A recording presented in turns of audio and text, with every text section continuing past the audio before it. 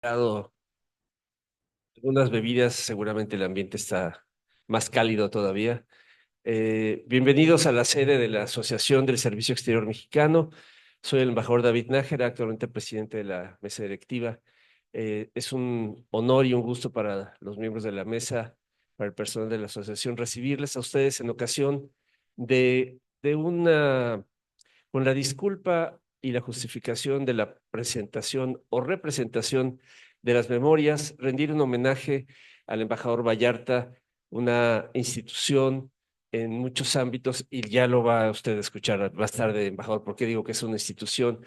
Porque si en algo ha caracterizado el desarrollo profesional y la vida del embajador, ha sido su modestia. Y esa modestia hace que para muchas generaciones jóvenes el embajador y su obra no sean plenamente conocidas. Su obra sí, porque trabajan en ella, trabajan en temas de derecho del mar, trabajan en fondos marinos, trabajan sobre temas de prevención o desarme nuclear, cuestiones de ese tipo, ¿no? Es decir, mucho de la obra que usted en la que participó, en algunas las sembró, otras las diseñó y en muchas contribuyó a la puesta en práctica, siguen muy vigentes. Pero esa modestia de usted, embajador, ha hecho que para otras generaciones la persona detrás de la obra no sea tan conocida. Y para la asociación es importante proyectar eh, no solo entre nosotros, entre miembros del servicio, entre colegas, porque eso es como natural que sí lo sepamos, pues, pero más allá, hacia la sociedad con la que trabajamos y a la que servimos, que la sociedad sepa lo que sus diplomáticos hacen, ya sean técnicos administrativos, sean diplomáticos, sea personal local, pero todo el personal del servicio exterior contribuye regularmente a muchas labores en el nombre del país, a la representación de México, a la defensa de nuestros intereses, pero también, y eso es de lo que más me impresiona de la obra del embajador Vallarta, a consolidar espacios del sistema internacional, que es lo que nos ha permitido, con crecientes trabajos, pero nos ha permitido vivir un largo periodo de paz en general después de la Segunda Guerra Mundial. Se dirá que, bueno, ha habido muchas guerras o ha habido muchos conflictos y algunos de ellos están ahora más que vigentes, pero no ha habido una conflagración de ese tamaño. Y en buena medida ha sido porque el sistema internacional de la posguerra permitió anteponer el diálogo y la negociación a la acción violenta o al juego violento de los intereses. Y en eso México ha jugado un papel muy importante. Y creo que la parte, cuando se habla de la diplomacia de México, de su prestigio, creo que sin duda reside sobre todo en la acción multilateral, ¿no? En esa acción en donde negociamos uno a uno, tú a tú, con otros países de diversos tamaños y poder, y en donde logramos gestionar posturas colectivas que logran llegar a la consolidación de nuevas reglas en el derecho, por ejemplo. Y en eso, en toda esa obra, el mejor Vallarta fue uno de los jugadores, digamos, más relevantes de ese periodo. Pero insisto, y eso es lo que yo quería aportar en mi comentario, creo que fue María, su hija, quien me obsequió el libro eh, hace 2 años, una cosa así. Me di cuenta que eran memorias de hace 10 años, 10, 12 años, de las que no conocía yo, que no se habían comentado, y yo le pregunté al embajador si las había presentado, y me dijo, pues no, al final no, nunca las presenté, ahí han estado en Porrúa a la venta, están accesibles, pero nunca lo hice, que es parte de esta modestia que les menciono.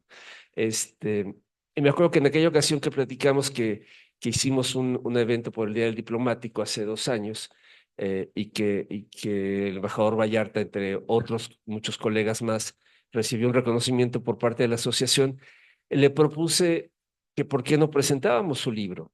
Y me dijo, sí, sí, sí, ¿no? Así como, "Sí, luego, ¿no?"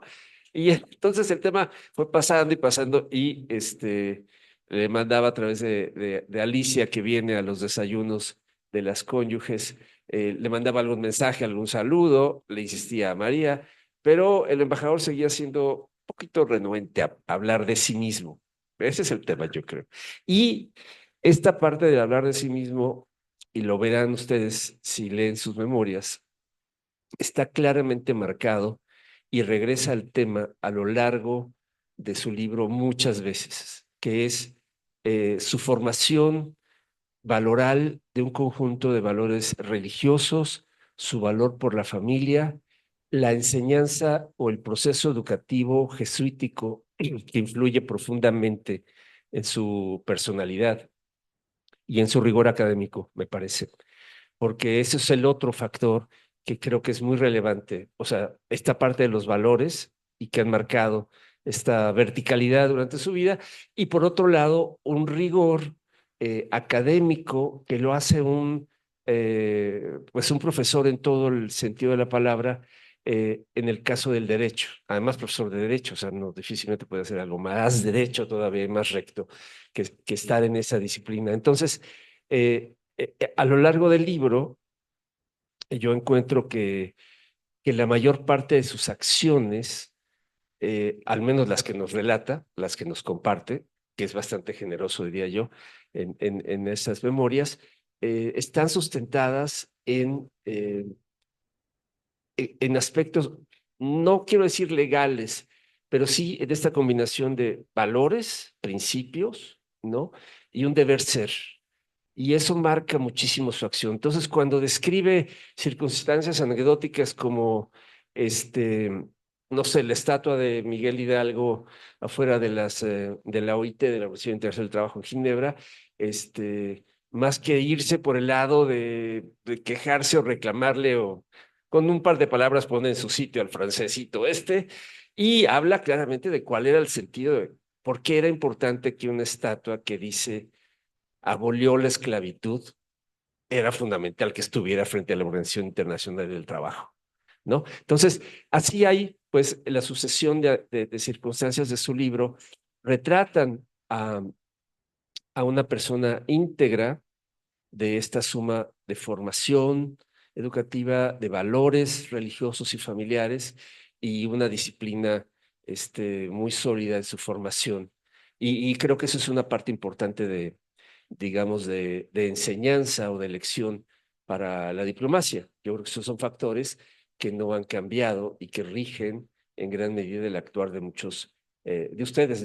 Mío no voy a decir que mío, porque yo no, pero de ustedes sí, de los diplomáticos a fondo. Y sin duda el rol de su familia, la compañía de Alicia a lo largo de todas estas aventuras, es una constante también.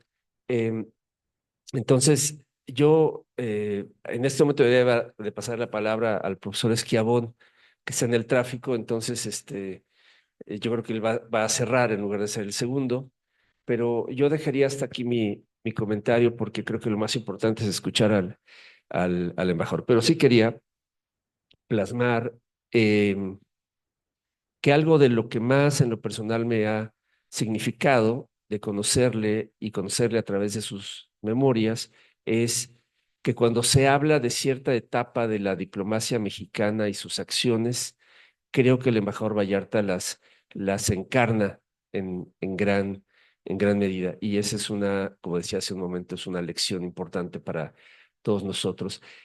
Un saludo a los colegas y amistades que están conectadas a través del Zoom.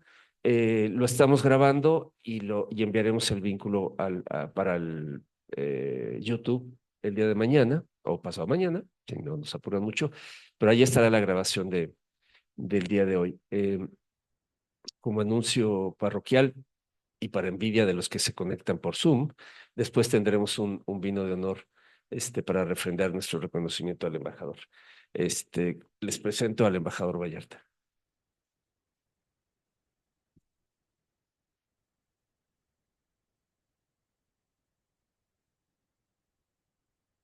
Muchas gracias.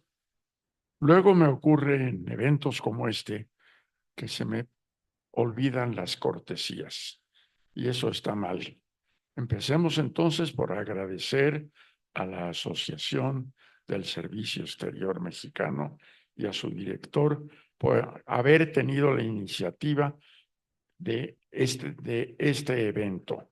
El otro agradecimiento que tengo que hacer desde el fondo de mi corazón es a mi familia, empezando por mi esposa. En la dedicatoria del libro verán que la llamo ejemplar: esposa, compañera, madre y abuela. Gracias, Alicia. ¿Cuántos años de casado llevamos? ¿Ya ven? Bueno.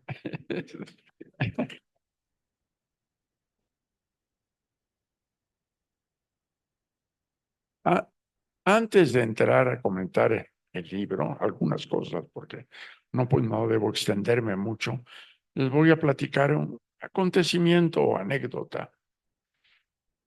Don Emilio Rabasa, una vez jubilado, trabajaba en el Instituto de Investigaciones Jurídicas de la UNAM, no sé si tiempo completo, pero un día me llamó y me dijo que pensaba, quería que hubiera un libro con el reconocimiento a las aportaciones del servicio exterior al derecho internacional. Y me invitó a que lo acompañara a una reunión con funcionarios de la Secretaría de Relaciones Exteriores. Se planteó la iniciativa, no prosperó, pero yo ahora voy a hacer algo que llene ese vacío, un reconocimiento a los que fueron mis jefes. Miren, tuve una fortuna enorme. Van a ver el calibre de los jefes que tuve yo, jefes directos. Empezaré con los anteojos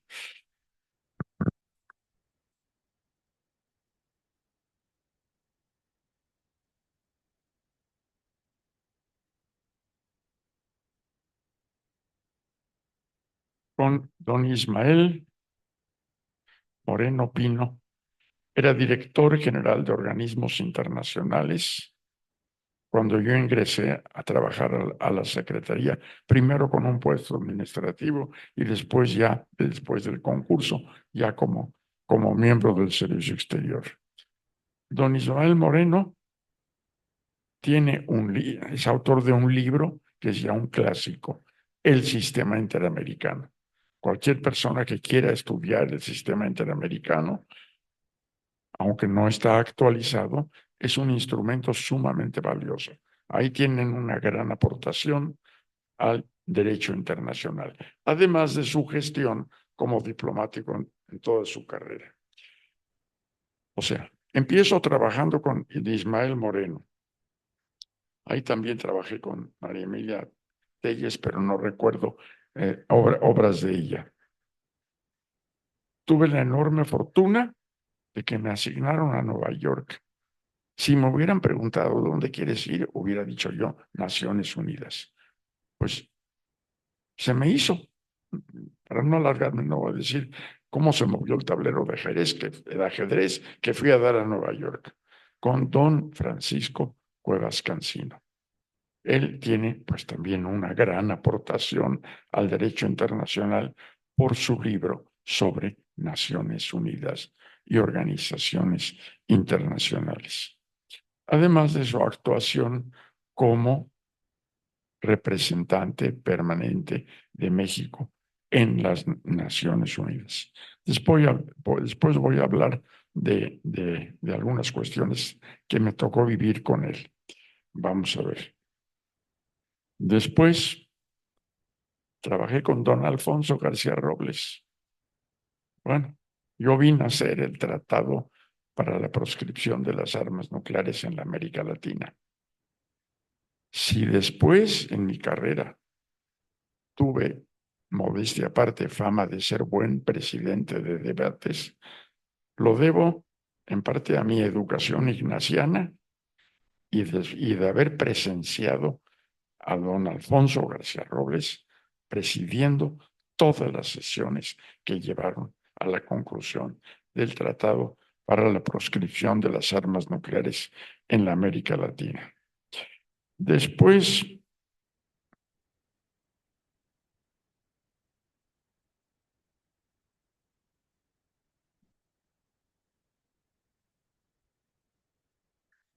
me toca trabajar con otro gigante de la diplomacia y del derecho internacional, don Jorge Castañeda y Álvarez de la Rosa.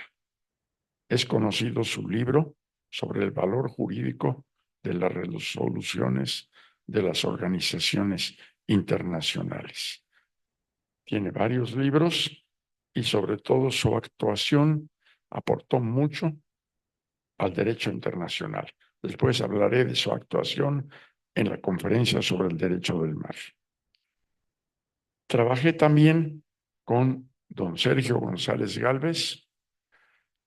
Él presidió la comisión que aprobó una resolución muy importante, que tiene un título kilométrico: Declaración sobre los principios de derecho internacional referentes a la cooperación y a la amistad entre los estados de conformidad con la Carta de Naciones Unidas, aprobado por la Resolución 2625 durante el 25º periodo ordinario de sesiones.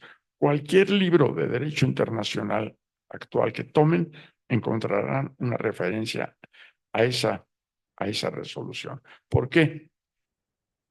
Empezaron los debates en la sexta comisión, que trata asuntos jurídicos.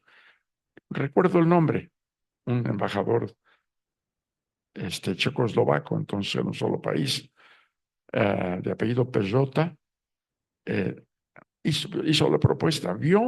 Se dio cuenta que había varias interpretaciones de los principios de las Naciones Unidas. Entonces dijo, vamos a hacer una declaración que exponga los corolarios, lo que podemos deducir de esos principios. Esa fue la declaración. Y la habilidad, sabiduría, tenacidad de don Sergio González Gálvez para sacar esa resolución, pues fue, además de otros trabajos que él haya hecho, fue algo sumamente importante y una muy buena contradicción. Mi último jefe fue don Rafael de la Colina. De él recuerdo muchos artículos, no recuerdo un libro de él, pero digamos que toda su vida tuvo aportaciones al derecho internacional.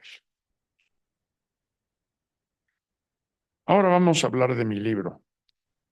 Ahora sí, esta enumeración que he hecho, tómenla como un homenaje a esos que fueron mis jefes, mis maestros, y que me enseñaron tanto, tanto. Bueno, pasamos ahora a mi libro. Se me ocurrió escribir el libro. Pido disculpas porque, siguiendo el ejemplo de don Carlos González Parrodi, primeros 2 capítulos son sobre mi niñez y mi experiencia en distintos lugares.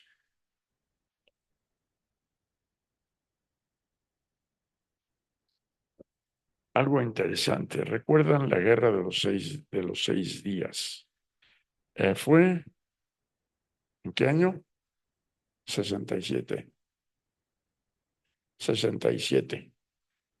Bueno, resulta que varios estados árabes, Egipto, Siria y creo que también Jordania, decidieron borrar a Israel del mapa.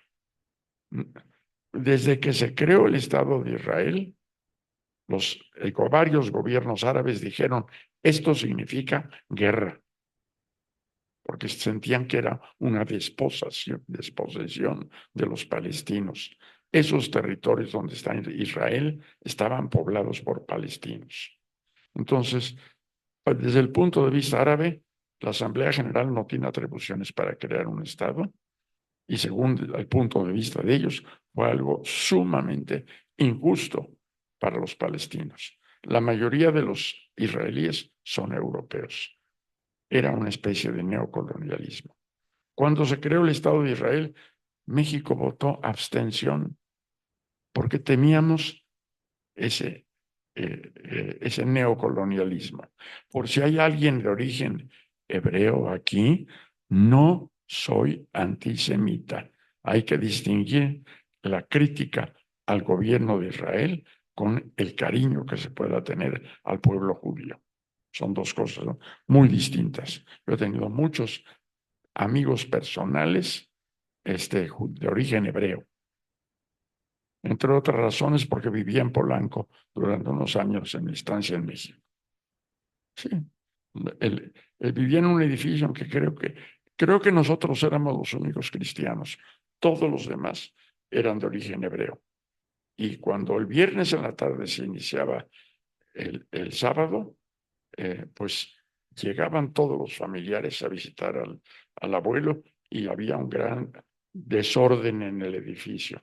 No me podía quejar porque mi hijo Pepe se había incorporado al desorden y a jugar fútbol en los pasillos, por ejemplo. Ahora, viene la guerra de los 6 días. Sabemos, se paraliza el Consejo de Seguridad, se convoca un periodo extraordinario de sesiones de la Asamblea General y circulan dos resoluciones. Una pro-Palestina, otra pro-Israel. La pro-Israel era, pues, la mano de Estados Unidos de América estaba ahí. En la otra, pues, era también la Unión Soviética, que en aquel entonces apoyaba con mucha fuerza a los palestinos. En un principio, al nacimiento del Estado de Israel era otra actitud, porque veían eh, que, bueno, creo que Ben Gurión era socialista, ¿no? Entonces, bueno, vamos a la guerra de los 6 días. Dos resoluciones. Bueno, escuchamos el debate y un día nos llama don Francisco Cuevas Cancino, a los que trabajábamos con él en la misión, y nos dice: he llegado a la conclusión de que no podemos votar a favor de ninguna de las resoluciones presentadas. Y creo que el grupo latinoamericano debe presentar otra resolución. Y nos leyó el proyecto que él había preparado. Impecable. Declaración del cese de la beligerancia, retiro de las tropas israelíes a las líneas de armisticio que ya habían existido en ese momento, y negociaciones para la paz entre los árabes e Israel. ¿Qué sucedió con la Asamblea General? Ninguna resolución pasó. La nuestra, que sí presentó el grupo latinoamericano, recibió el voto en contra de los árabes y de los no alineados porque implicaba negociaciones con Israel y no reconocían a Israel como un Estado. Ahora, pero vamos a ver cómo trabajó don Francisco Cuevas Cancino. Él preparó el proyecto de resolución. Dicen que él no era ortodoxo en sus métodos, y es cierto. Ustedes juzgarán si lo que hizo estuvo bien o mal. No, no habló con el director de Naciones Unidas o de organismos internacionales para plantearle el problema, para que subiera el tema con el subsecretario y luego con el secretario. Porque él tenía el temor, tenía rivales, tenía el temor que le dijeran: no te metas entre las patas de los caballos, limítate a votar en contra de las resoluciones que han presentado con esa visión unilateral, y ya. Temía que eso ocurriera. Entonces se fue directo al grupo latinoamericano y presentó el proyecto. Yo estaba presente cuando habló con Carrillo Flores y no le dijo, ahí está por lo que digo que no era ortodoxo, no le dijo: yo he preparado esta resolución. Le dijo: en el grupo latinoamericano hemos preparado una resolución con estas características. Las instrucciones fueron: puede copatrocinar si hay unanimidad. Si hubo unanimidad y se presentó la resolución, que desafortunadamente no pasó. Tiempo después, lo digo en el libro, el Consejo de Seguridad retomó el caso y dieron algunos de los lineamientos que que estaban en la resolución que elaboró don Francisco Cuevas Cancino.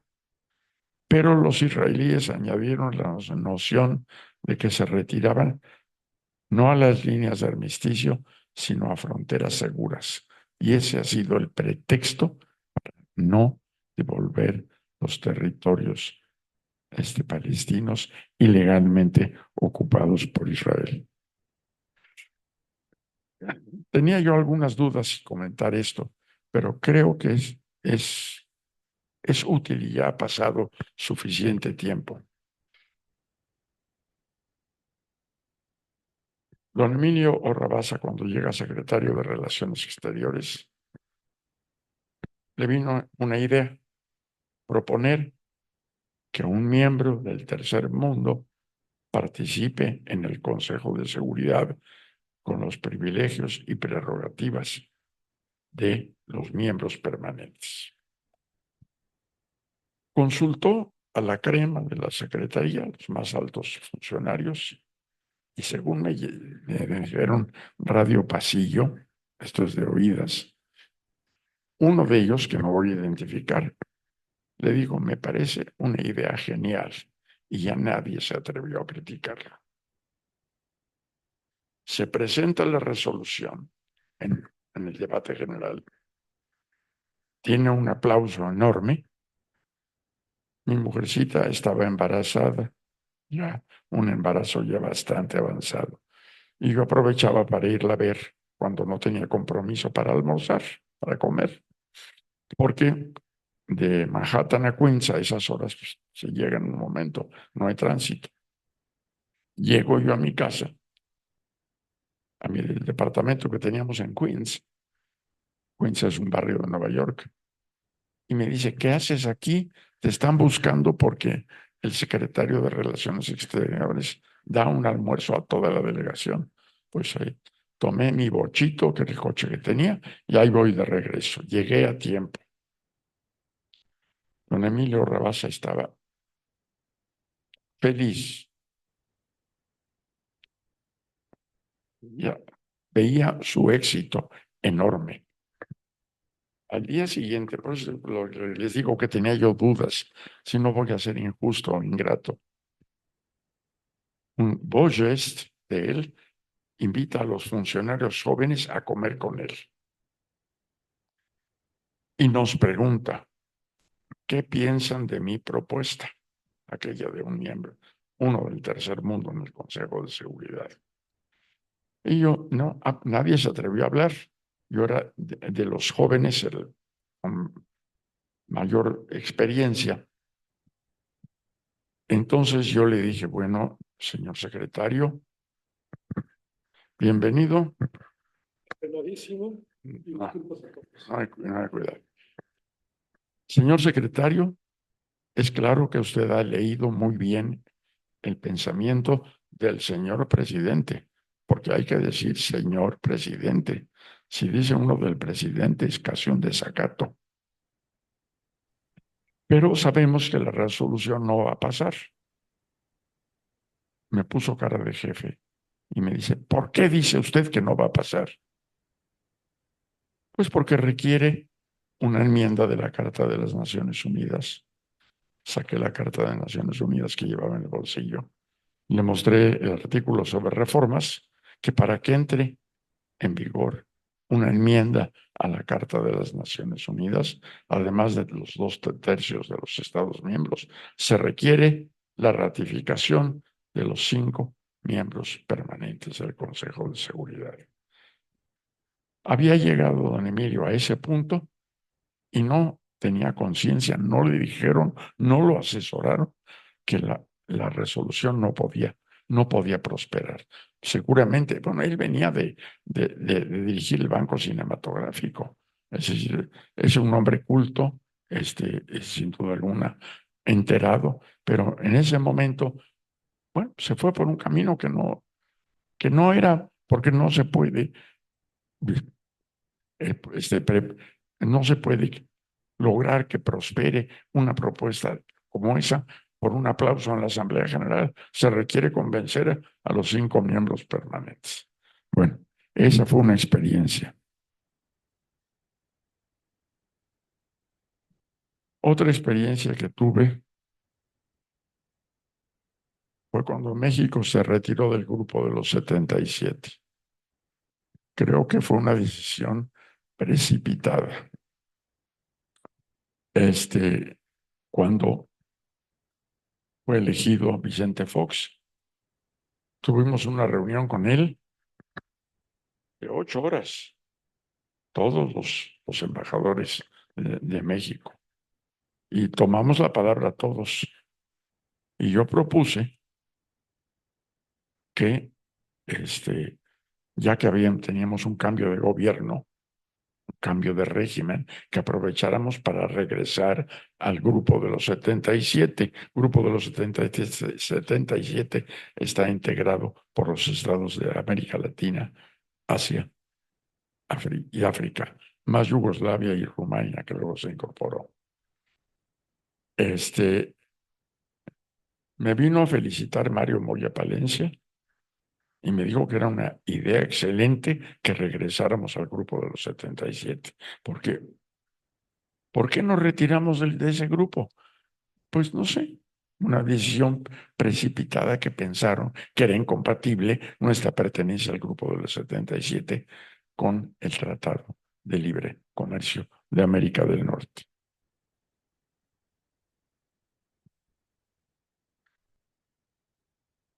Otra experiencia muy buena que tuve fue participar en la reunión en Santo Domingo, la que aprobó la, la, este, la Declaración de Santo Domingo sobre el Derecho del Mar, donde se consolidó el principio del mar patrimonial, que después se cambió a zona económica exclusiva.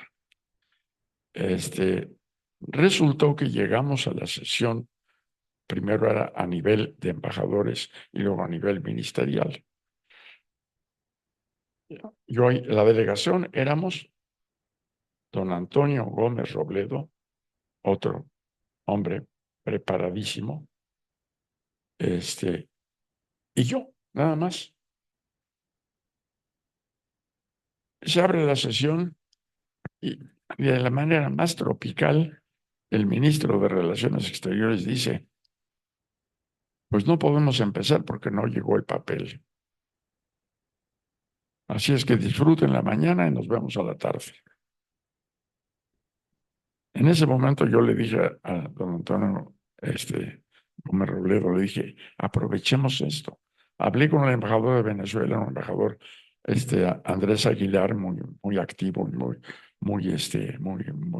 muy inteligente, muy claro.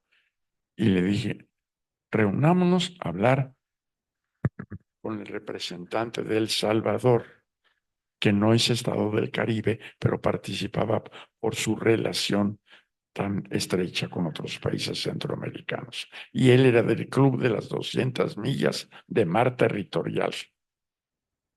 Entonces, no iba a aceptar, bueno, que no se estableciera una zona de soberanía mar territorial, sino una zona especial con atribuciones específicas de los estados ribereños. Pues ahí vamos a la suite que tenía el embajador Aguilar, con la concebida botella de whisky y tehuacanes, a conversar, y ahí fue cuando el embajador de El Salvador, de apellido Galindo Paul, dijo, miren, bienvenidos al Club de las 200 millas. Yo no voy a participar. No puedo votar a favor, no voy a participar. Pero no me opongo a que se declare aprobado por unanimidad. Resultado, llegamos a la conferencia sobre el derecho del mar, no a la conferencia antes, todavía no los preparativos, con una propuesta para el mar patrimonial, que era el término que usábamos, que se convirtió en la zona económica exclusiva y fue lo que destrabó la conferencia. Bueno, ahora voy a hablar de otras experiencias. Modestia aparte, me eligieron presidente de una comisión o grupo de trabajo en la conferencia sobre el derecho del mar, sobre el tema preservación del medio marino. Ya había mucha conciencia, ya había ocurrido la conferencia de Estocolmo, que había que preservar el medio ambiente, incluido el medio marino. Bueno, le pregunté a don Jorge Castañeda, que presidía la delegación, me dijo, acepte la presidencia. La acepté. Los primeros artículos relativos a la contaminación por ríos, la contaminación por pesticidas o insecticidas, eso era claro. La responsabilidad era, en la caso de los ríos, de los estados ribereños al río, y, y la contaminación que llegara por aire o por tierra, pues era responsabilidad del emisor de esos contaminantes. Pero el problema los artículos esos se redactaron con facilidad. El problema eran los buques. Son entidades que pasan de una jurisdicción a otra. Y el grupo se dividió en dos. Los llamados, que se llamaban estados costeros, era iniciativa de Canadá, que pretendían legislar en la zona económica exclusiva. Legislación en la zona económica exclusiva. Legislación nacional. Los otros eran los estados con grandes flotas, que el liderazgo lo tenía Grecia. Decían, no, no hace falta dar atribuciones a los estados ribereños o costeros. Con que el estado del pabellón obligue a los buques que llevan su bandera a cumplir las reglas, es suficiente. Así transcurrieron 3 periodos de sesiones y no cambiaba la posición. Había ahí un grupo que se llamaba Evensen, porque fue iniciativa de un embajador noruego, era ministro sin cartera, Edvard Evensen, que él empezó a llamar gente para negociar, llegó a formar un grupo. En ese grupo yo propuse a los estados ribereños o costeros, les, les propongo que no insistan en que haya legislación nacional en la zona económica exclusiva. Los buques no van a saber qué reglas adoptar cuando pasan de una zona económica a otra. A los estados del pabellón les pido que acepten que el estado ribereño tenga atribuciones para detener y sancionar a buques que contaminen en violación de normas internacionales. Por eso tenemos la Organización Marítima Internacional, que establece normas para que los buques no contaminen. De hecho, hay un tratado para la prevención de la contaminación por buques. Don Daniel Cosío Villegas decía que no había personas inteligentes o tontas, que las personas no son, sino están inteligentes o tontas. Es decir, una persona considerada tonta puede tener una idea brillante y un inteligente puede emitir un rebuzno que hace temblar al mundo. Bueno, pues tal vez fui yo. Tuve momentos lúcidos. Van a ver lo que sucedió. Llegamos en Londres, conferencia para la prevención de la contaminación del mar por buques. Y había un límite que se establecía en esa propuesta, que no era jurisdiccional, sino era para la operación de buques. Los buques cisterna, conocidos como tankers, no pueden navegar sin lastre. Entonces, la regla que establecían era que a 100 millas de la costa, que dentro de un área de 100 millas cercana a la costa, no soltaran agua de lastre, porque contaminaba. los países del Pacífico Sur y otros que ya habían adoptado el mar territorial de 200 millas, dijeron no aceptamos que sean 100 millas, tienen que ser 200 porque es una zona de soberanía. Pues se empantanó la conferencia, no iba a salir. Yo hice una propuesta, un artículo que diga que esta convención se aplicará a la luz del derecho internacional en vigor en ese momento. Según me dijeron, salvé la conferencia. Bueno, un momento lúcido, y si ven la convención, hay un artículo 5 que dice precisamente eso, lo cual permitió a los que no querían aceptar las 100 millas, aceptarlas. Voy a terminar, déjenme ver.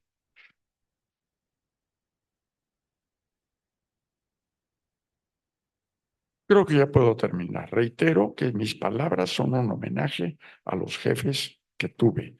Ya los mencioné. Realmente las enseñanzas de ellos fueron formidables. Un fenómeno curioso. La Comisión de Derecho Internacional de Naciones Unidas preparó las 4 convenciones sobre el derecho del mar del año 54.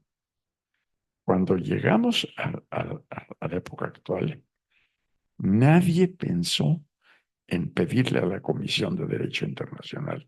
No se quería que sabios a título personal prepararan un proyecto de convención. Querían un proyecto de convención hecho por los gobiernos. Y así se hizo. Cuando se inicia la Conferencia de Derecho del Mar, el desorden es total. Propuestas y propuestas, enmiendas, subenmiendas, documentos de trabajo. No sabíamos cómo trabajar. Y alguien tuvo la idea salvadora, pedirle a los presidentes que ya habían presenciado los debates durante un periodo de sesiones que prepararan un texto único de negociación. No prejuzgaba, nada más era un texto para negociar.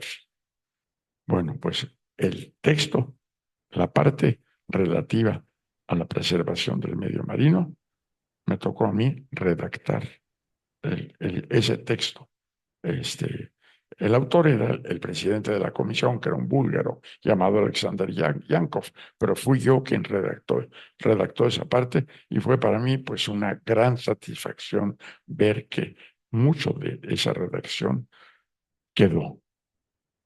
Con esto voy a terminar.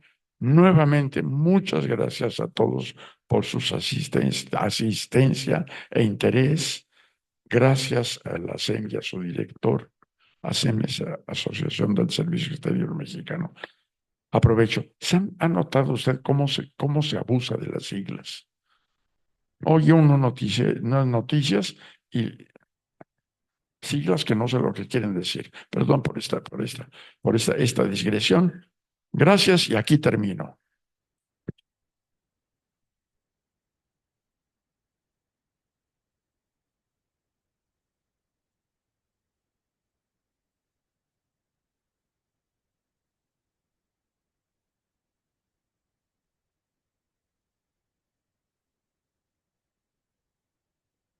Muchas gracias, embajador. Voy a ahora dar la palabra al doctor Esquiabón. Jorge, buen amigo personal y de esta casa. El día que platicaba con él sobre la idea de esta presentación, de inmediato me dijo, tienes que dejarme hablar a mí. Tengo algo que comentar, tengo una gran admiración y aprecio por la obra del embajador y yo aprecio mucho, Jorge, que tu entusiasmo. Jorge es académico de mucho tiempo, especialista en relaciones internacionales, autor de más de 30 libros. Gran parte de los textos que los estudiantes de las licenciaturas de RI en México llevan son de su autoría o coautoría o compilación. Académico de tiempo completo por mucho tiempo en el CIDE y ahora profesor de tiempo completo en el Departamento de Estudios Internacionales de la Universidad Iberoamericana. Muchas gracias, Jorge. Bienvenido. No sé, se me quedó algo, otra contribución mía al derecho internacional mi libro de Derecho Internacional Público. El cual es espectacular, por cierto. Bueno, primero, antes que nada, quiero extender mi más sincero agradecimiento al embajador Vallarta por habernos compartido una obra tan espectacular y a la Asociación del Servicio Exterior Mexicano.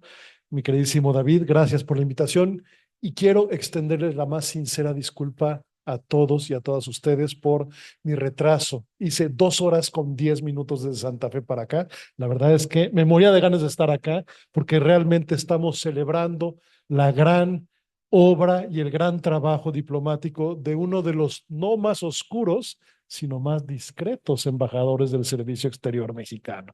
Y por lo tanto agradezco enormemente la oportunidad de conversar con ustedes sobre esta obra que disfruté enormemente leerla porque no solo me permitió entender desde las entrañas discretas más no oscuras de la labor diplomática, cómo se hace la política exterior, cómo se ejecuta la política exterior y cómo es fundamental que esto se haga de manera profesional y discreta, más no oscura.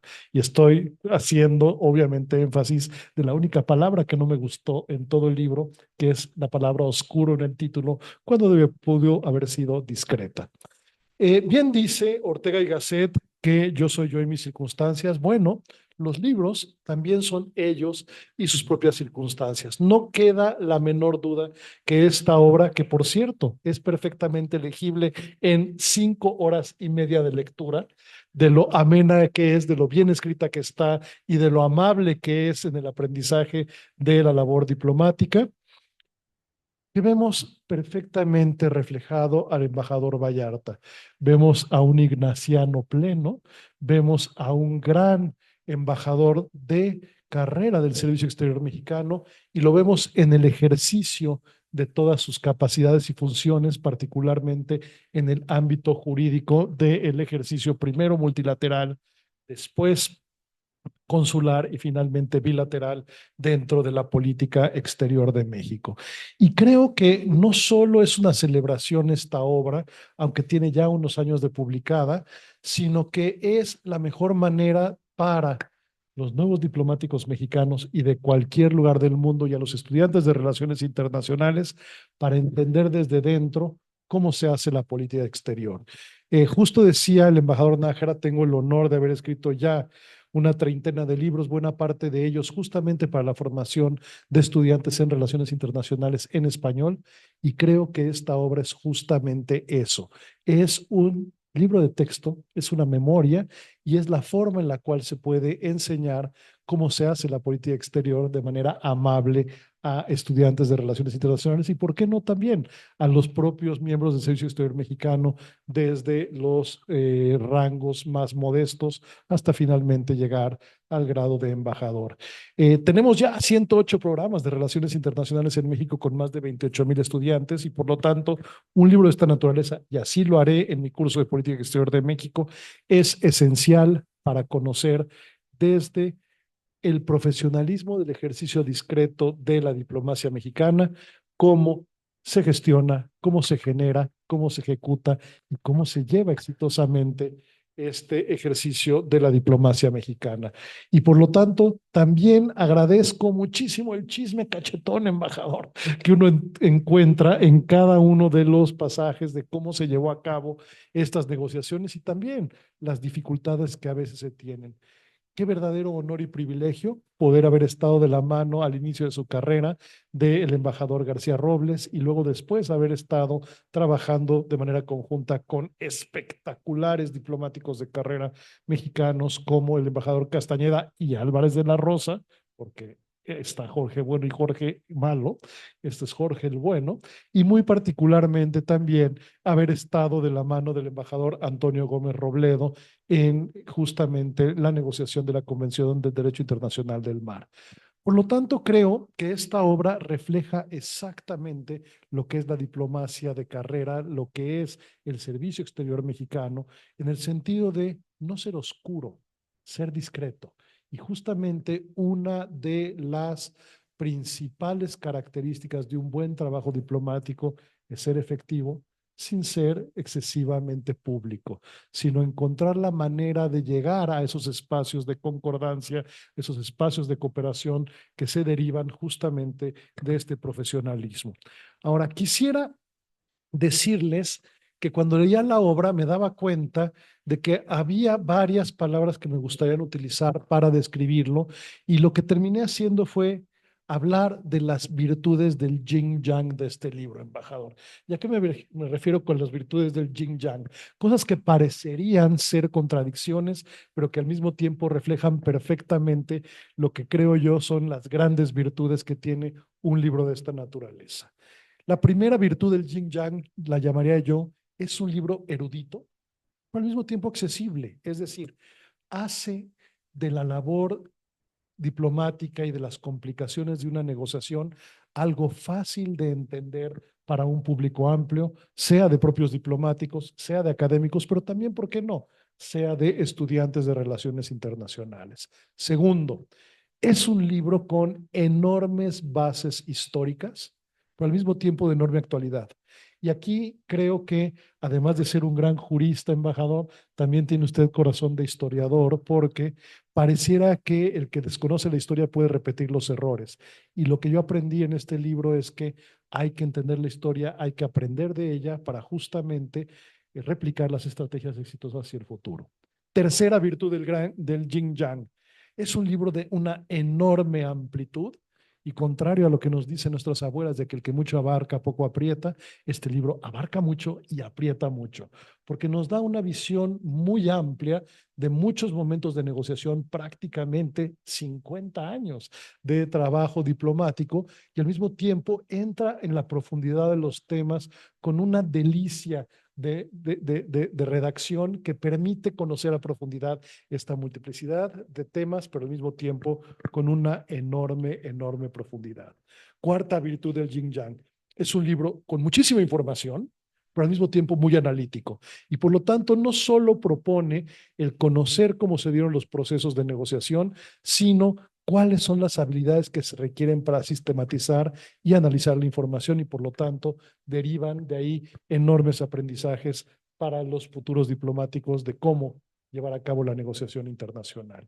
Quinto, es un libro crítico, pero al mismo tiempo constructivo. Es decir, identifica las principales problemáticas en la definición y el ejercicio de la política exterior, pero al mismo tiempo siempre propone soluciones que a veces salen de la lógica básica de la propia negociación diplomática, y que, como bien lo dijo ahora el embajador cuando presentó su propio libro, se encuentran a través de esas innovaciones, posibilidades de destrabar negociaciones internacionales que de otra manera pudieron haberse prolongado por años o por décadas. Sexto, es un libro disciplinar y al mismo tiempo interdisciplinar. Sí, es un libro de negociación internacional, de política exterior, del ejercicio jurídico de la política exterior de México, pero al mismo tiempo es un libro lleno de historia, es un libro lleno de política comparada, de administración pública y hasta de psicología. Es decir, hay que entender la forma en la cual piensa nuestro eh, eh, nuestro equipo negociador y el equipo negociador de los otros países, hasta de una manera psicológica, para lograr alcanzar un acuerdo y por lo tanto tener resultados. Séptimo, es un libro que está escrito como una memoria personal, pero que es enormemente útil como libro de texto.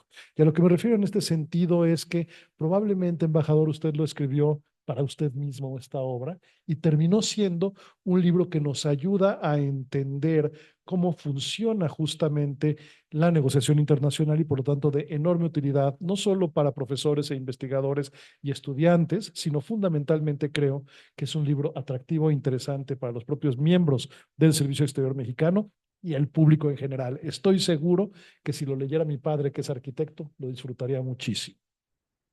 Octavo, es un libro ampliamente documentado, particularmente con una sofisticación jurídica ejemplar, sin ser tedioso. Es decir, logra a través del sustento jurídico una fácil lectura que permite entender la profundidad de los procesos de negociación a nivel internacional. Noveno, Es un libro elegante en su manera de ser escrito y al mismo tiempo claro y preciso.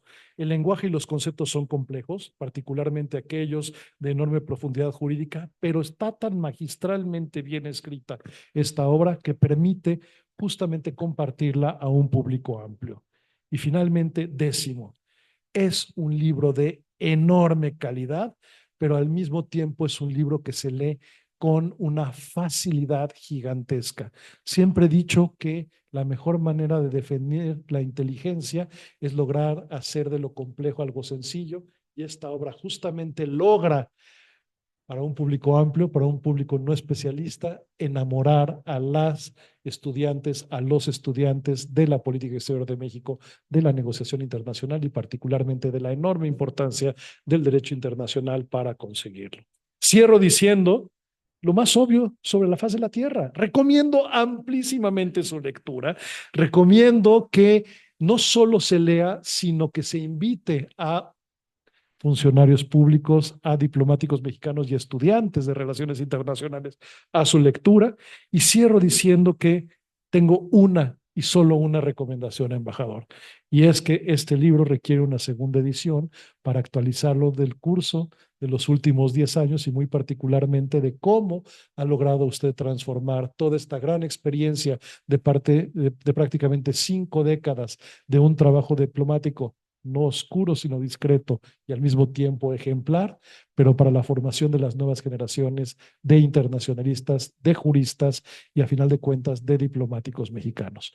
Muchísimas gracias por habernos compartido estos tantos años de experiencia y hacerlo de tal manera que uno se enamora perdidamente de la diplomacia, de la negociación internacional y de la importancia del derecho internacional público para conseguir estos objetivos. Muchísimas gracias.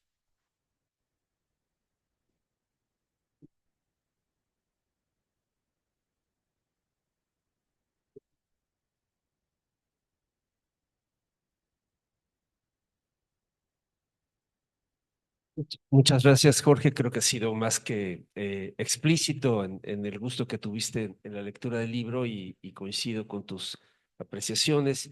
Em, Hay algunos ejemplares a la venta del libro que están en la mesa de la entrada, si alguien está interesado y quiere aprovechar para obtener la firma del autor.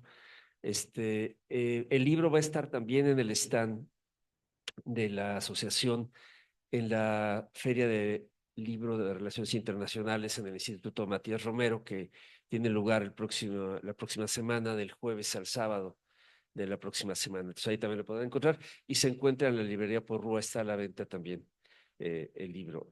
Ahora, al tiempo de pasar a preguntas, yo les invito, sobre todo a aquellos que trabajaron con el embajador, le conocieron o fueron sus alumnos o quisieron ser sus alumnos y no pudieron ser sus alumnos.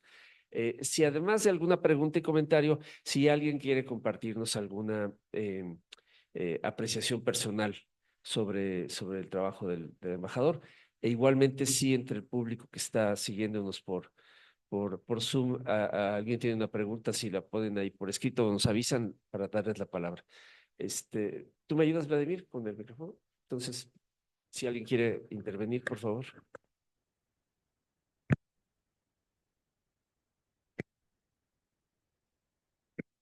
Muchas gracias, embajador. Es un honor conocerlo. Soy el ministro Alberto Bernal, miembro de carrera de servicio y socio de la SEM, y soy abogado, que cada día creo que se está convirtiendo en una rareza dentro de nuestro gremio, pero los que estudiamos Derecho y que entre el universo de materias que veíamos en la Facultad de Derecho en la Universidad Nacional, nos encontrábamos con Derecho Internacional y topábamos con nombres con Víctor Carlos García Moreno, con Carlos Arellano García, gentes que nos enseñaron la importancia de que más allá de nuestras fronteras había mucho que hacer por México.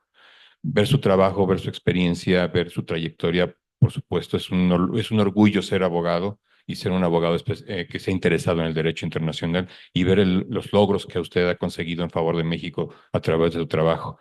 Y como decía ahorita el doctor Esquiabón, y que retomó una frase que es muy común de nuestro gremio: contacto y discreción, caracterícele. Es un honor conocerlo, señor. Me congratulo que los abogados que todavía estamos en el servicio exterior y los que espero que sigan viniendo tengan la oportunidad de leer su libro y que tengan la oportunidad de aprender de la experiencia de alguien que estuvo en el campo de batalla, que estuvo en la mesa de negociación, que estuvo platicando más allá del salón de negociaciones, en donde realmente se hace la labor diplomática. Y pues le deseo, señor, que este éxito pues lo siga disfrutando y que siga gozando del reconocimiento y del aprecio de los que somos parte de la Secretaría y de los que admiramos las relaciones internacionales. Gracias, señor.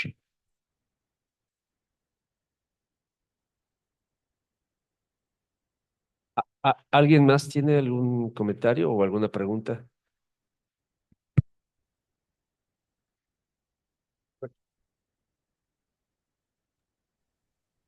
Tengo una pregunta.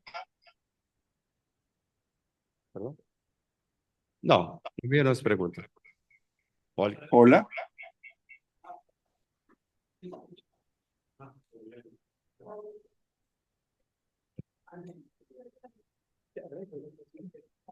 Ministro Bernardo Méndez está haciendo una pregunta desde acá. ¿Nos permites un momento? Sí. Adelante, Bernardo, por favor. Sí, muchas gracias. Muchas gracias, embajador Vallarta, por su exposición, por los comentarios del doctor Esquiabón. Un saludo aquí a la distancia. Me gustaría saber, embajador, cómo observa los escenarios futuros de la política exterior y en general el papel de México en el ámbito internacional en los próximos años. Muchas gracias.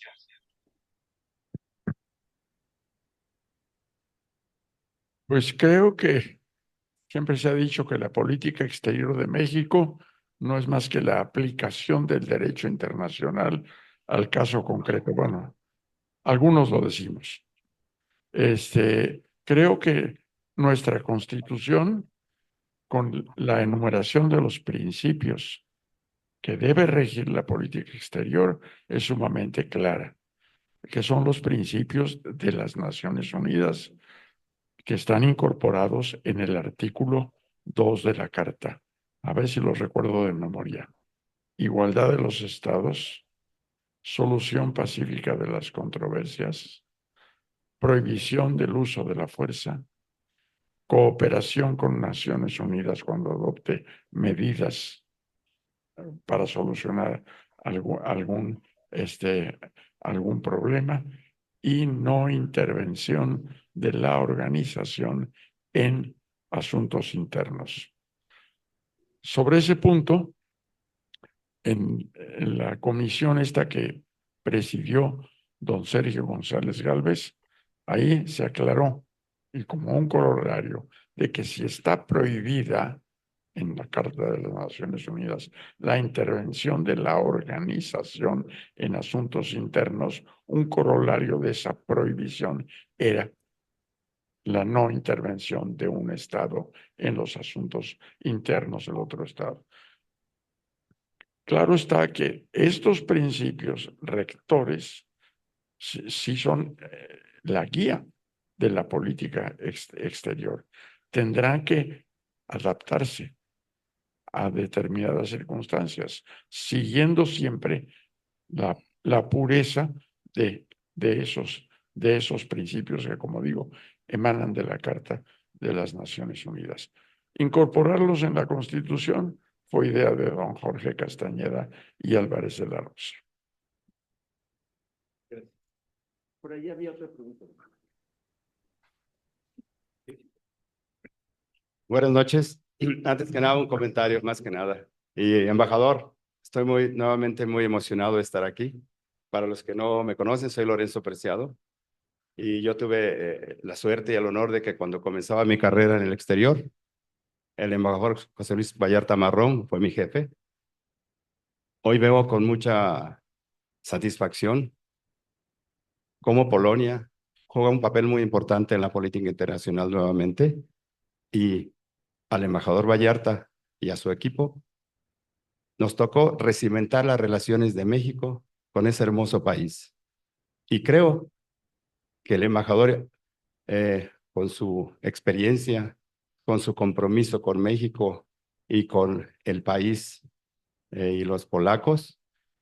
Hicieron un buen trabajo porque hoy estamos viendo a un país moderno, un país actor de las grandes decisiones que se toman. Y yo creo que ese trabajo que hizo garantiza que México y Polonia van a tener en el futuro y van a seguir teniendo muy buenas relaciones. Embajador, estoy emocionado, lo felicito y de verdad, gracias por haber sido mi jefe. Hoy aquí a mi derecha está una polaca mexicana, nacida en Varsovia en aquella época. Usted conoció a su mamá y me cuenta cómo es Polonia ahora. Miembro de la OTAN, miembro de la OSD, miembro de la Unión Europea.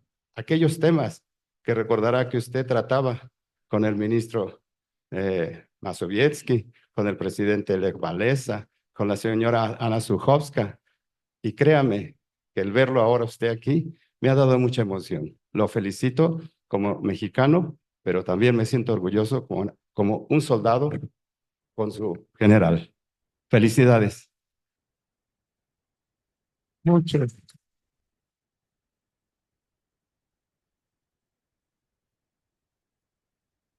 muchas gracias. Mi experiencia en Polonia fue muy enriquecedora. Vean ustedes cómo fue mi carrera. Primero, Nueva York. Después estuve en Ginebra. Regresé a México y luego fui a Washington. Ya después tuve el puesto en Polonia y luego en Jamaica. Bueno, en Canadá como cónsul general en Montreal. Ahí me encantó el área consular en un aspecto principal, la protección de los mexicanos en el extranjero. Hay un programa de trabajadores agrícolas mexicanos y tuve varios casos en que tuve que intervenir para defender ahora sí que sus derechos humanos. Bueno, de los países en donde estuve, pues piensa en Estados Unidos, Canadá, Suiza, pues no hay un mayor interés en México.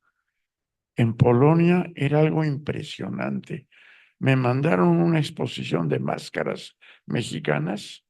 La cantidad de gente que asistió interesada en una exposición de arte mexicano era formidable. Y sí había mucho interés. En parte por esto, como habían sido comunistas, el comunismo no los dejaba viajar a México, lo veían en la estratosfera, ¿no? Y no lo veían como un país cercano. Pero al abrirse la posibilidad, los polacos se interesaron mucho en México. De plano, quiero a los polacos. Es gente muy buena. Gracias.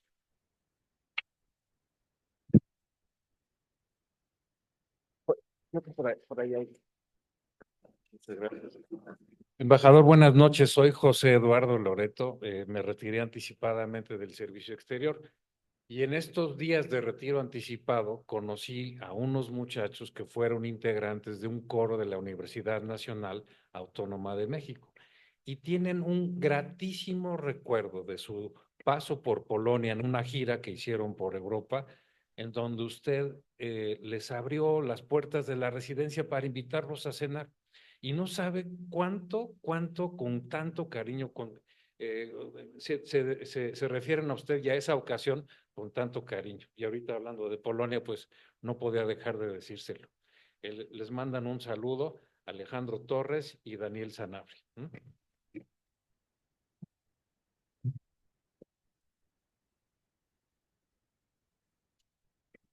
Buenas noches.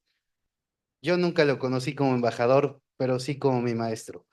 Fui su alumno de la facultad, incluso en el posgrado. Doctor, sigue siendo usted mi maestro.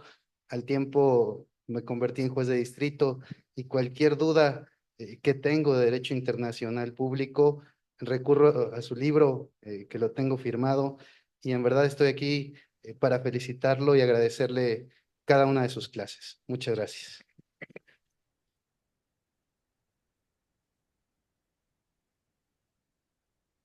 Cuando me jubilaron a la edad de 65 años, la palabra jubilación tiene la misma etimología que júbilo y jubileo. O sea, es algo positivo, ¿no? Y me dije, ¿qué voy a hacer con mi vida? Pues regresar a mi alma mater. Regresé a la UNAM. Fui a ver al director de la Facultad de Derecho, vio mi currículum vitae y me dijo, tenemos un grupo que necesitamos un maestro porque un maestro, por razones de trabajo, dejó el grupo plantado. Tómelo. Y así empecé. Fui a posgrado con el doctor Patiño Manfer y le ofrecí mis servicios y me dijo, con licenciatura no puede dar clases en posgrado. Tiene que tener maestría o doctorado. ¿Por qué no hace una maestría? Pues encantado, regresé a las aulas como maestro. A la hora de presentar, como alumno, perdón, gracias. A la hora de presentar mi examen, como ya estaba dando clases de Derecho Internacional, ya tenía yo suficientes notas y experiencia y les pregunté, ¿puedo presentar como tesis de maestría un libro sobre Derecho Internacional Público? Y me dijeron que desde luego. Me llamó el director de la facultad y me dijo, tenemos un convenio con Porrúa y vamos a publicar su libro. Y esa fue mi regreso a mi alma mater y la solución al problema que enfrentan muchos que se deprimen con la jubilación. Yo, al contrario, tuve un nuevo brío y me encantó la cátedra. Y fue tan satisfactorio como el servicio exterior. Gracias.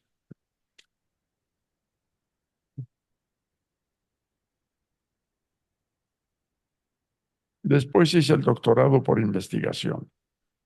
Y sí, obtuve también el título de doctor en Derecho. Esto fue ya jubilado.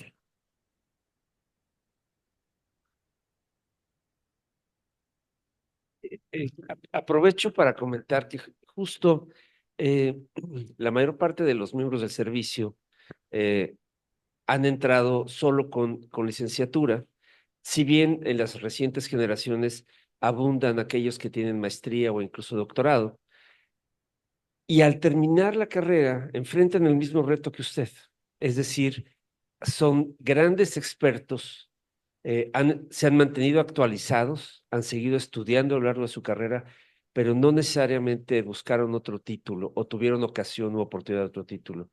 Y entonces al intentar incorporarse a una vida académica después del servicio exterior, para muchos es difícil por carecer de este título, ¿no? Pero bueno, creo que es un ejemplo de lo que usted nos acaba de decir, es un asunto de querer hacerlo.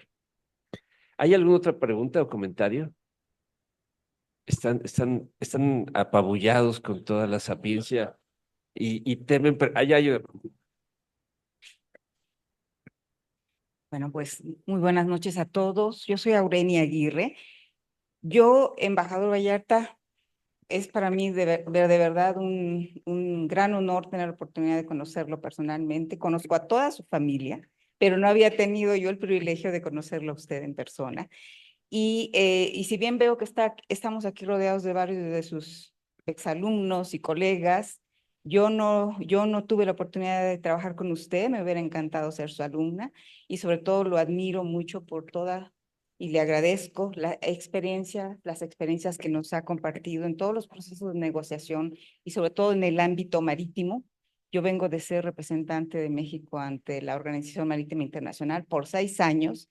Entonces me identifico con todo lo que usted ha escrito y sobre todo esa pasión con la que describe, ¿no? Todos los procesos de negociación que muchas veces son tan largos y extenuantes y que sin duda muchas veces, a veces como mencionó, como dijo, como un whisky, se alivianan. En mi caso, me acuerdo que el tequila era un buen aflojador a la hora de las negociaciones, ¿no?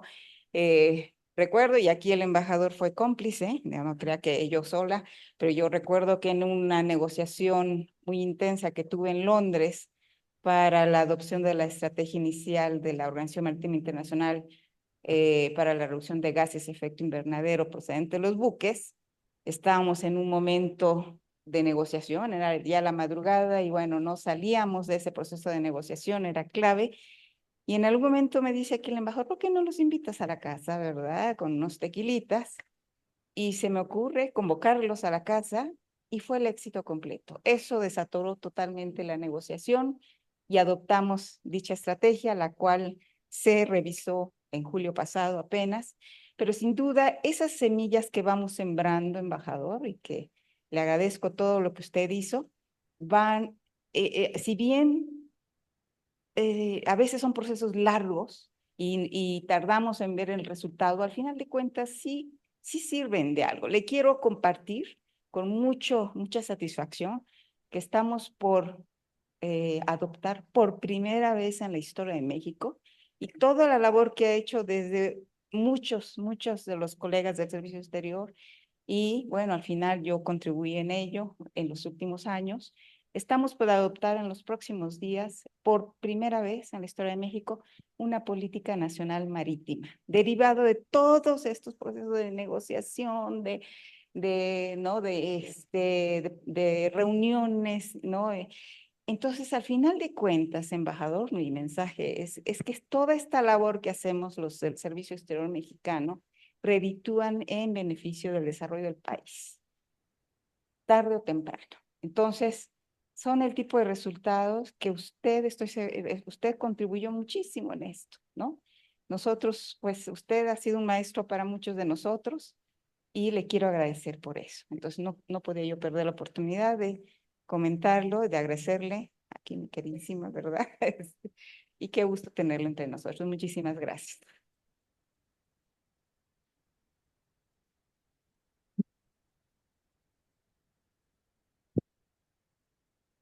David, Pues, hay habla, una, estoy levantando la mano, David, soy Juan Carlos Cue. por favor, embajador. Gracias, me da mucho gusto saludar al embajador. Coincidimos por allá, coincidimos en Washington, allá en la prehistoria. Yo estaba trabajando con el embajador Becerra Sierra en la sección consular, así es que por aquella época anduvo por allá. Embajador, aprovechando su experiencia, en una de mis reencarnaciones yo tuve la Dirección General Adjunta de Misiones Extranjeras en la Dirección General de Protocolo, que como usted sabe es la responsable de las acreditaciones, la vigilancia de las inmunidades y los privilegios de los embajadores acreditados en México. Durante ese tiempo, yo pensaba que era tiempo, por circunstancias de que, como ha evolucionado el mundo, de que se trabaje en una nueva convención, las nuevas convenciones consulares y diplomáticas para transformar todo ese tipo de privilegios e inmunidades en algo que esté apegado a la realidad moderna. Entonces me gustaría tener dos preguntas. Sería una, ¿qué opina usted de la necesidad de actualizar o de plano hacer nuevas convenciones consulares y de relaciones diplomáticas? Y dos, ¿qué es lo que México tendría que hacer para encabezar ese movimiento que me parece que ya nos tardamos todos? Muchas gracias y gusto en saludarlo. Un abrazo. Bueno, creo que el proceso de codificación del derecho internacional es algo que es continuo. Es más, una de las funciones de la Comisión de Derecho Internacional de las Naciones Unidas es esa. Gracias a la Comisión tenemos la Convención sobre Relaciones Diplomáticas, sobre Relaciones Consulares. Tenemos también la Convención sobre el Derecho de los Tratados, que ha sido una gran aportación. Y creo que otros temas, pues es cuestión de que lleguen a la comisión que está más que preparada para desarrollar o actualizar el derecho consular.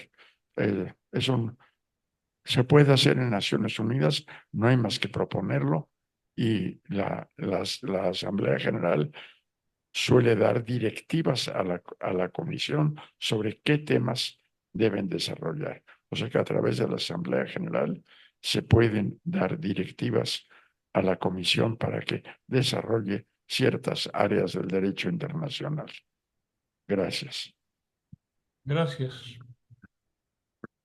Hay una pregunta ahí atrás. Hola, muy buenas noches. Mi nombre es Uriel Pineda. Yo soy nicaragüense y tengo una pregunta para profesor Vallarta.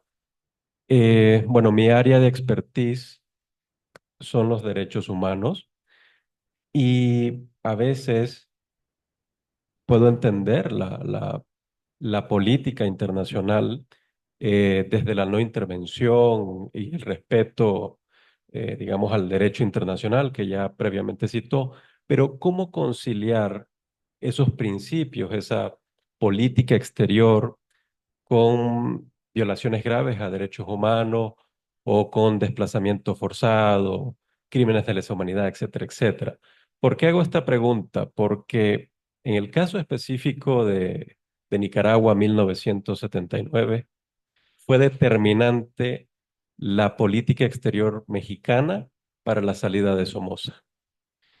Y eh, hoy, digamos, ante la supresión democrática que pasa en mi país, eh, veo o desde mi área de los derechos humanos, percibo, y lo digo así, una política exterior distinta. Pero ¿cómo se puede conciliar, digamos, estos principios rectores de la política exterior mexicana con este factor humanitario, el desplazamiento, el encarcelamiento, incluso de amigos personales suyos como Edgar Parrales? Eh, ¿Cómo se puede conciliar eso?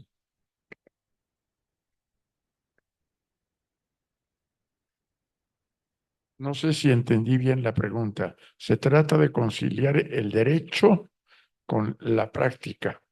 Es decir, esa es la idea. Bueno, siempre la aplicación del derecho internacional tiene sus problemas y hay el riesgo de que se conviertan en letra muerta. Ciertamente, si revisa uno la lista de estados que han ratificado o adherido las convenciones sobre derechos humanos, vamos a encontrar que muchos de esos estados son violadores, esos gobiernos son violadores de los derechos humanos.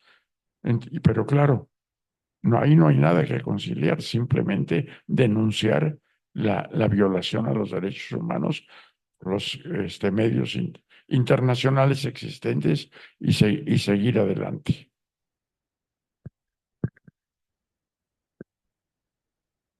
Hay otra pregunta más por ahí. Muchas gracias, apreciado embajador. Bueno, yo soy Luis García Yerman cordial. y quiero nuevamente agradecer al embajador Vallarta las palabras que hizo el favor de poner en mi libro Al Compendio Diplomático. Es un libro que ya tiene mucho tiempo, pero ha servido mucho para los nuevos diplomáticos mexicanos. Muchas gracias, embajador, por esas palabras. Tenemos a alguien en el Zoom. Gracias, embajador. Saludo de manera muy cordial al excelentísimo embajador. Y le quiero preguntar, acabamos de conmemorar 23 años del 11 de septiembre. Ese día sabemos que se firmó en Lima, Perú, la Carta Democrática Interamericana y que por supuesto cayó el par de torres en Nueva York. ¿Cómo ven la Carta a esta altura?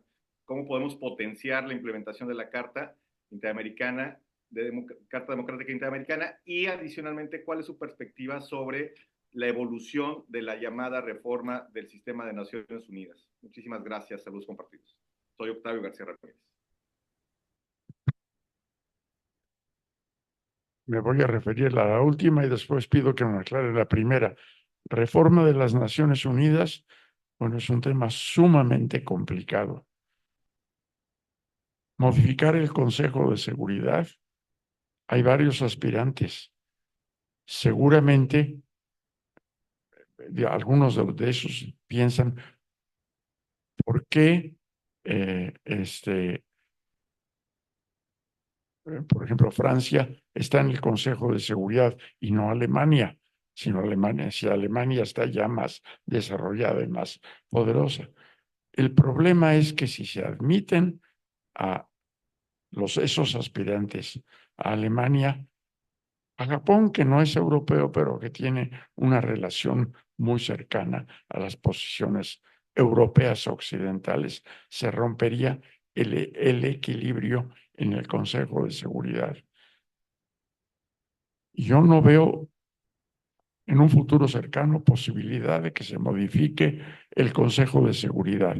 Ha habido infinidad de estudios en Naciones Unidas y propuestas, pero no se puede llegar a un acuerdo, porque admitir a más estados, además, si se aumenta el número de miembros del Consejo de Seguridad, habría más estados del tercer mundo, estados en desarrollo, y aunque ellos no tienen poder de veto, en la medida en que se aumente el número de esos estados, por ahora son 10 los estados que no son miembros permanentes, pero si se aumentaran a 30, habría realmente una fuerza muy grande contra los miembros permanentes, y eso no lo van a permitir los miembros permanentes.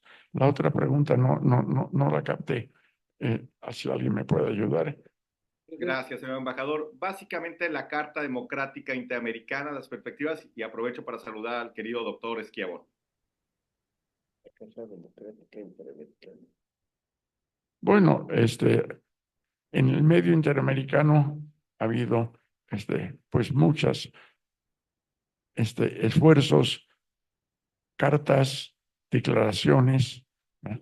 Pero el problema que tenemos es la falta de voluntad de muchos gobiernos para cumplir con el derecho internacional.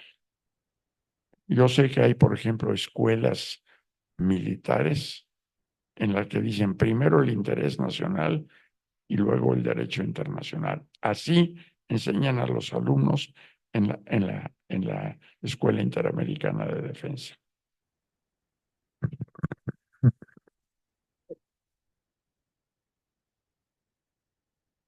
Adelante, Ignacio, por favor. Piña. ¿Me escuchan? ¿Me escuchan? Sí, embajador, lo escuchamos fuerte y claro.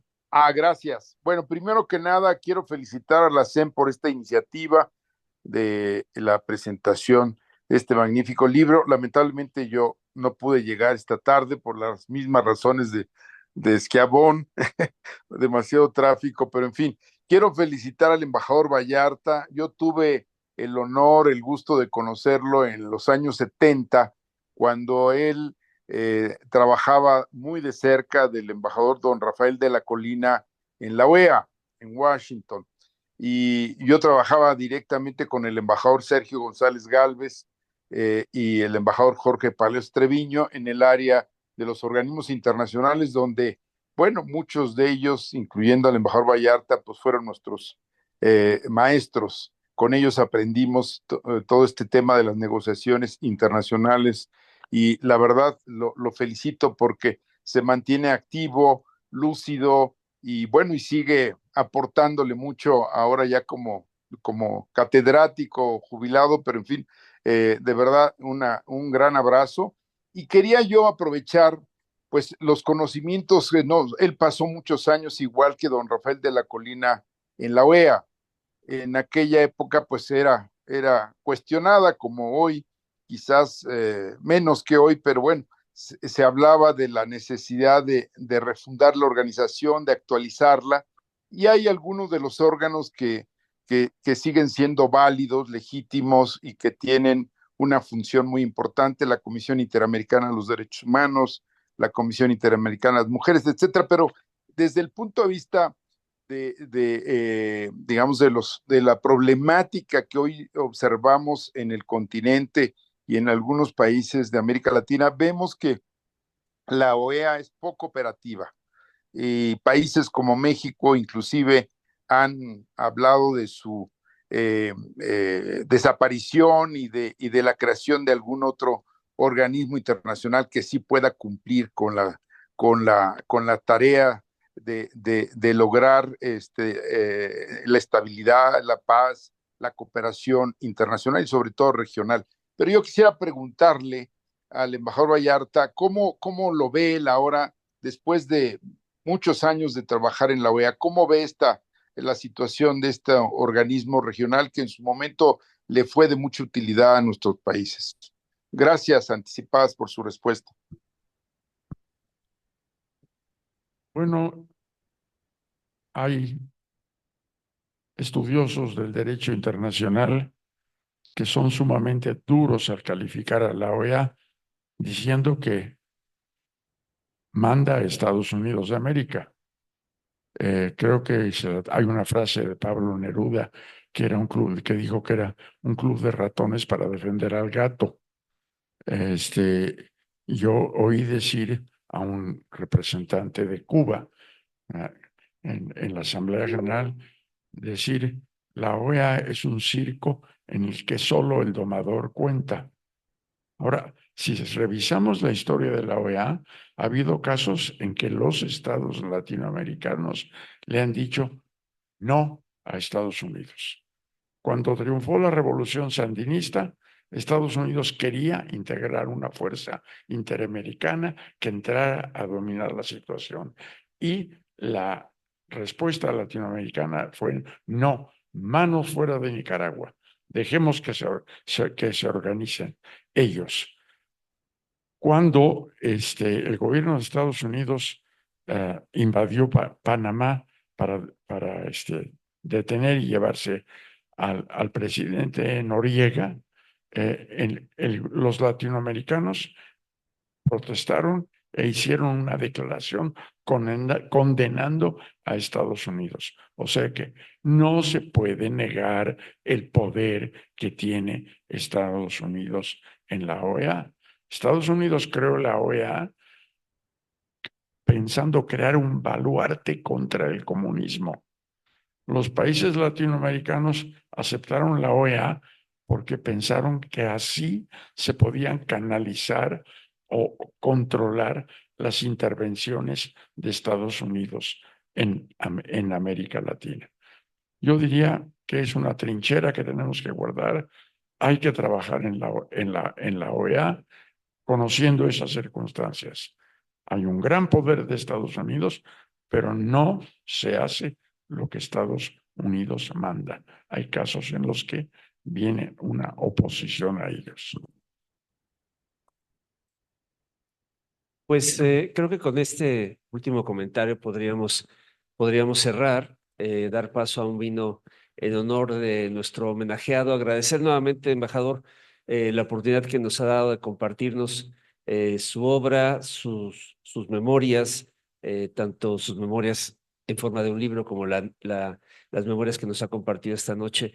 Les agradezco mucho. Creo que para todos nosotros es una lección de vida, sobre todo, ¿no? Que se traduce en muy diversos aspectos y cada uno se podrá llevar de esa vida una parte importante después de esta generosa sesión. Muchísimas gracias, muy buenas noches y gracias a las personas que nos han seguido a distancia. Buenas noches.